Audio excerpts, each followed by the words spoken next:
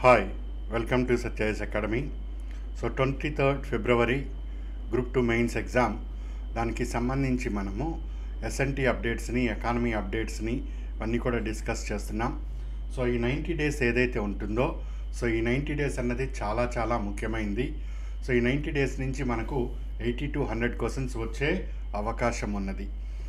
So October, November, December, జనవరి, ఫిబ్రవరి, so ఈ 5 నెలల్లో వచ్చే ప్రెస్ ఇన్ఫర్మేషన్ బ్యూరోలో ముఖ్యమైన సమాచారం ఎకానమీ రిలేటెడ్గా, ఎస్ఎన్టీ రిలేటెడ్గా మొత్తం చదివి మనం దాని మీద బిట్స్ కూడా చేసుకోవాలి.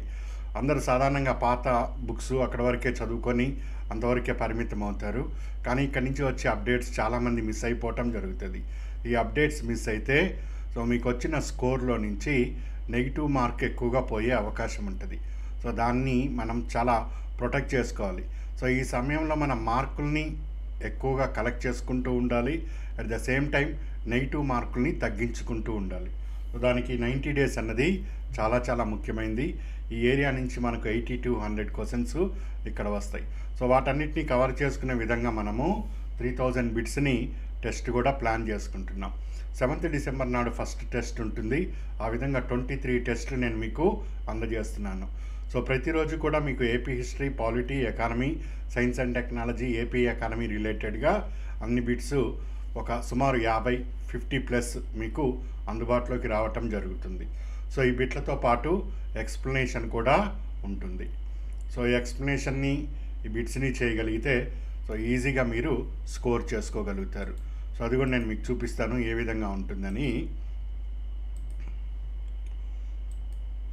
సో ఈ విధంగా మీకు పాలిటీ, ఎకానమీ, మిగిలిన పార్ట్స్ అన్నీ కూడా టెస్ట్లో రావటం జరుగుతుంది. సో ట్రిపుల్ తలాక్ కానీ, సో ఏ సమయంలో ఈ బెనర్జీ కేసు దీనికి సంబంధించి కానీ, లేదా కోల్గేట్ స్కామ్ దేనికి సంబంధించి ఈ విధంగా, సో రాష్ట్ర శాసనసభ, రాష్ట్ర శాసన మండలి ఇది ఇంపార్టెంట్ ఈసారి. బిల్లులు పెండింగు, దాని స్థానం, సో ప్రశ్న, దానికి సంబంధించి వివరణ.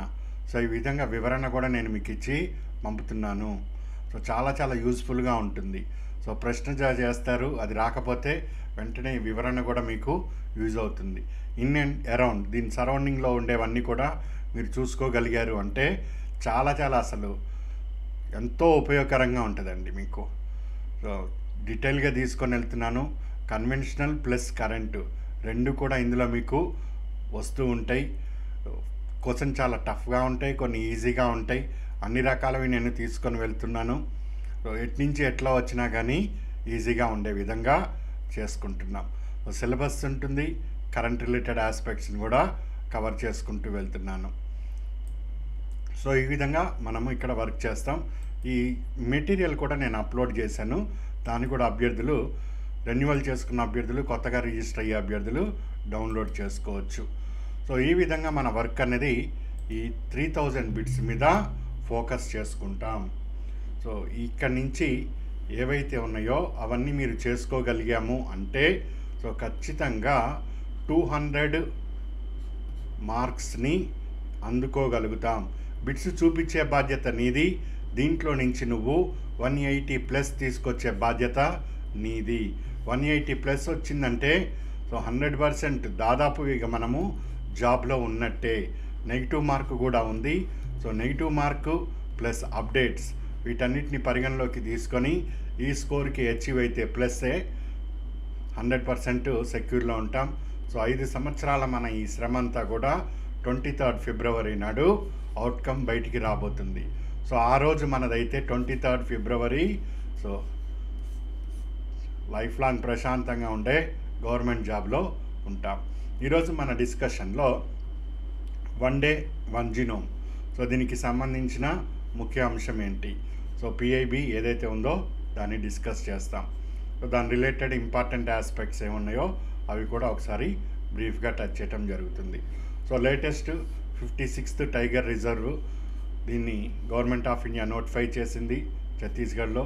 ఇది ఇంపార్టెంట్. అండ్ ఎస్పెషల్లీ ఈ విధంగా ఫస్ట్ అని వచ్చినప్పుడల్లా డిఆర్డిఓ కానీ ఏదన్నా వెరీ ఇంపార్టెంట్ అవుతుంది. సో ఇప్పటివరకు మనం టెస్ట్ చేయలేదా అంటే లేదనే దీని అర్థము. ఫస్ట్ టెస్టింగ్ ఇది. దీనివల్ల యుఎస్ఏ, చైనా, రష్యాతో వెళ్ళాం as India's first hypersonic missile test.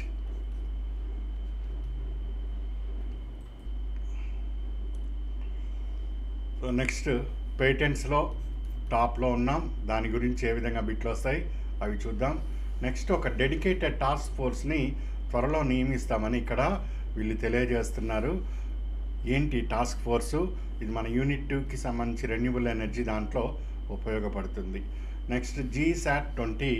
So GSAT-N2 అని కూడా అంటాం. ఎందుకంటాం అది కూడా పరిశీలన చేద్దాం.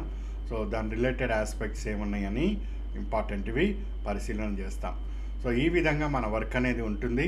సో ఇంకా రెన్యువల్ చేసుకోని వాళ్ళు రెన్యువల్ చేసుకోండి, కొత్తగా అడ్మిషన్ తీసుకునే వాళ్ళు తీసుకోండి. ఇప్పుడు మీరు చదివిందంతా ఎంతవరకు చదివారో ఆ టెస్ట్ని చేసుకోండి. సో చాలా చాలా యూస్ఫుల్గా ఉంటుంది. టెస్ట్ వస్తుంది, దాని రిలేటెడ్ ఎక్స్ప్లెనేషన్ వస్తుంది, అండ్ కరెంట్ రిలేటెడ్ అప్డేట్స్ వస్తాయి మీకు. ఇంకా ఈ ఏపీ ఎకానమీ దీని రిలేటెడ్వి కూడా క్లాసు మెటీరియల్ మొత్తం కంటెంట్లు వస్తున్నాయి. చాలా చక్కటి అవకాశం, మిస్ చేసుకోకండి. So 1 Day 1 Genome initiative to harness the microbial potential of India. So దీన్ని డిపార్ట్మెంట్ ఆఫ్ బయోటెక్నాలజీ మరియు Biotech research innovation council BRIC వీళ్ళిద్దరూ కలిసి రూపొందిస్తున్నారు. సింపుల్ ఫామ్లో మనం అర్థం చేసుకుందాం. సో